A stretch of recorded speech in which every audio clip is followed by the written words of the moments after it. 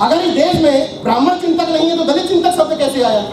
हम खुद बनवाया हमने। एकदम कोई अगर हमारे बारे में दलित चिंतक शब्द इस्तेमाल कर रहा है, हमारे महापुरुष को कोई दलितों का मसीहा बता रहा है, तो एकदम उसका विरोध करिए।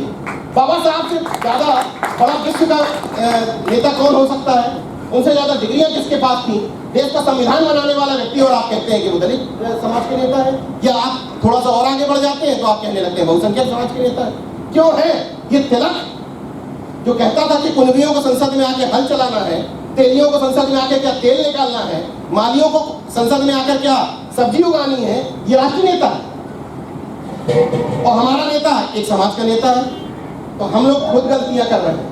हम लोग लिखने में, पढ़ने में इस बात का विशेष तौर पर ध्यान रखें। मैंने पत्रिका शुरू की है अभी नेशनल जनमत के अलावा, ये मिशन जनमत। हम खुद इस पत्रिका को क्यों घोषित करें कि राष्ट्रीय पत्रिका नहीं है? तुम करो ना घोषित। वैसे भी किसी भी पत्र पत्रिका का संपादक अगर सवर्ण समाज से नहीं है तो उसको एक खास उसमें जोड़ दिया जाता है। तो जोड़ने दो ना उनको, हम क्यों जोड़ें? हमारी आपकी पत्रिका आज के बाद जो भी होगी वो राष्ट्रीय पत्रिका होगी। हमारा जो भी कार्यक्रम होगा वो राष्ट्रीय कार्यक्रम होगा। हमारा जो भी इस तरह की मीटिंगें होंगी वो सब कुछ राष्ट्र निर्माण के लिए ही हो रही है। क्योंकि बहुसंख्यक समाज जब गरीबी से ऊपर उठेगा, बहुसंख्यक समाज जब बैंक बनाएगा, बहुसंख्यक समाज जब कारखाने खोलेगा, बहुसंख्यक समाज जब उद्योग लगाएगा, तो कौन तरक्की करेगा? राष्ट्र तरक्की करेगा।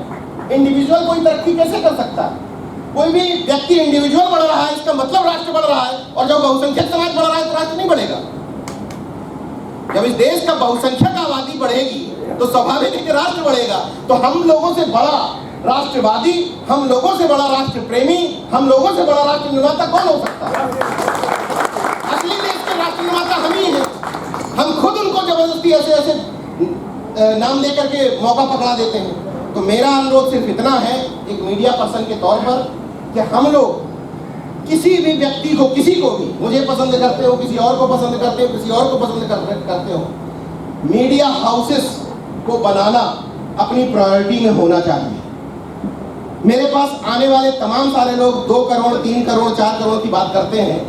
किसी भी मीडिया को बनाने के लिए 2 करोड़ 4 करोड़ की कोई जरूरत नहीं, कोई जरूरत नहीं। लेकिन जब किसी मीडिया कर्मी के पास जाइए तो ये पूछ लीजिए कि 250 रुपए का कीबोर्ड है कि नहीं है, 300 रुपए का माइक खरीद पा रहे हो कि नहीं खरीद पा रहे हो। 3 करोड़ 4 करोड़ तो बात की बात होगी। तो यहाँ लोगों से मेरा अनुरोध है कि अपने बीच में से एक व्यक्ति तैयार करें, उसको YouTube चैनल खुलवाएं, कोई पैसा नहीं, मुफ्त में चैनल बन जाएगा।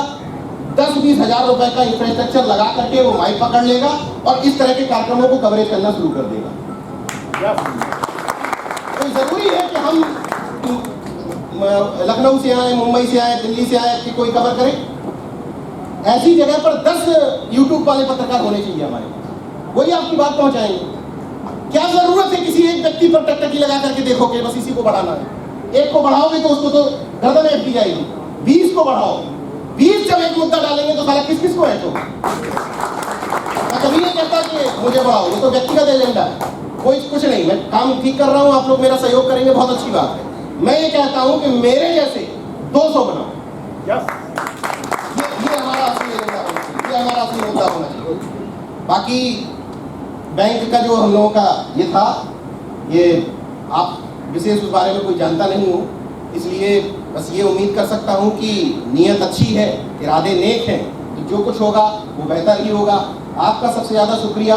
आपसे मिला, मुझे अभी तक फील ही नहीं हुआ कि बाबा साहब के पौत्र से मिल रहा हूँ। इतना सहज स्वभाव, व्यक्तित्व, कोई घमंड नहीं। आप सब लोगों से मिलके ही सीखता हूँ। जो मेरे अंदर थोड़ा बहुत ऐठन है वो आप लोगों से मिलके कम होती है। जब AK सिंह जी से मिला तो इनसे एक चीज़ मैंने सीखी। जब लखनऊ में मुलाकात हुई उसके कुछ दिन बाद महाराज सिंह भारती जी की जयंती थी और मैं एक कार्यक्रम में जा रहा था। तो न जाति का एंगल है, महाराज सिंह भारती जाट समाज के थे, ये SC हैं, मैं OBC हूँ।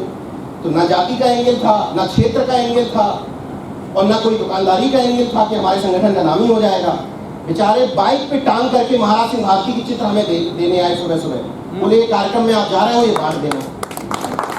तो एक चीज क्या होती है कि यार नीचे कम से कम हमारे संगठन का नाम तो है, तो यार नाम ही हो जाएगा। हमने जब बैनर निकाल कर, पोस्टर निकाल कर देखे, उसमें किसी संगठन का नाम नहीं, तो मेरे अंदर खुद प्रेरणा आई।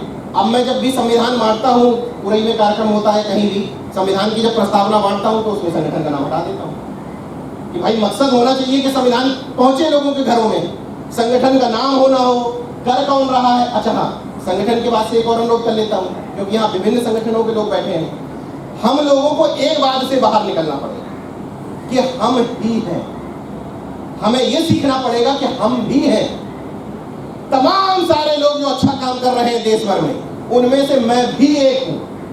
अगर ये भावना बन गई कि मैं ही हूं, तो फिर क्या होगा कि जब हमारे संगठन का बैनर लगा होगा तब कार्यक्रम में जाऊंगा, जब हमारी जाति के महापुरुष की जयंती मनाई जाएगी तब कार्यक्रम में जाऊंगा, जब मेरा सम्मान होगा तब कार्यक्रम में जाऊंगा। लेकिन जब आप इस भावना से निकल जाओगे कि मैं भी हूं, तमाम लोग अच्छा काम कर रहे हैं उसमें से मैं भी एक हूं, तो स्वाभाविक तौर पर सब लोग एकजुटता के साथ जुटेंगे।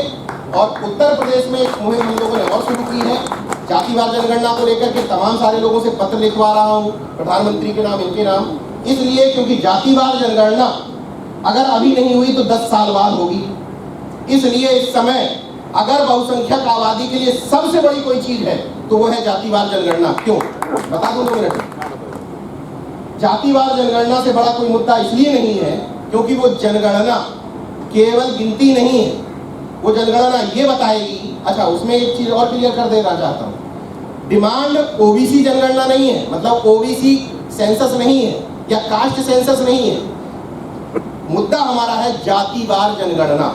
इसका मतलब हमारी डिमांड है कि सवर्णों को भी गिनो, ताकि जितना इन लोगों ने ओबीसी एससी के बीच में आग लगाई है, तुम्हारा हिस्सा ये खा गए, तुम्हारा हिस्सा ये ले गए, इनका ये ले गए, इनका ये ले गए, हम आपस में इसी में उलझे हुए हैं। जब जातिवार जनगणना में सवर्णों की गिनती होगी तो ये निकल करके आएगा कि 3, 4, 5% लोग देश के कितने संसाधनों पर कब्जा जमाए बैठे, जुडिशरी में कितने हैं, देश की नौकरियों में कितने हैं, भूमि जो कहते हैं ना कि अरे यार तुम लोगों के पास जमीन बहुत है यार, ऐसे कह के कुछ जातियों को चढ़ाए रहते हैं, वो नंबरदार और सब छत्री बन जाते हैं। छत्री, झूठा छत्र तो लेके सब टहल रहे हैं, कुर्मी छत्री, अहिर छत्री, मौर्यवंशी छत्री, निषाद है जल पछाड़ छत्री, मतलब सबका छत्र तो लाद दिया गया। और ब्राह्मण ने कहा अरे कुर्मी समाज तुम लोग कहाँ यार जबरदस्ती चमारों के चक्कर में पड़े हुए हो, तुम लोग तो सब हम लोग के हमेशा संबंध अच्छे रहे, खूब हम लोग तुम लोगों के खाना खाते रहे, तुम्हारी खेती के दम पर तो हम चल रहे हैं, आप कुर्मी समाज के लोग एकदम नंबरदार फूल रहे हैं। तो ये झूठा जो छत्रत्व है, इसको खत्म करने का तरीका भी यही जातिवार जनगणना है।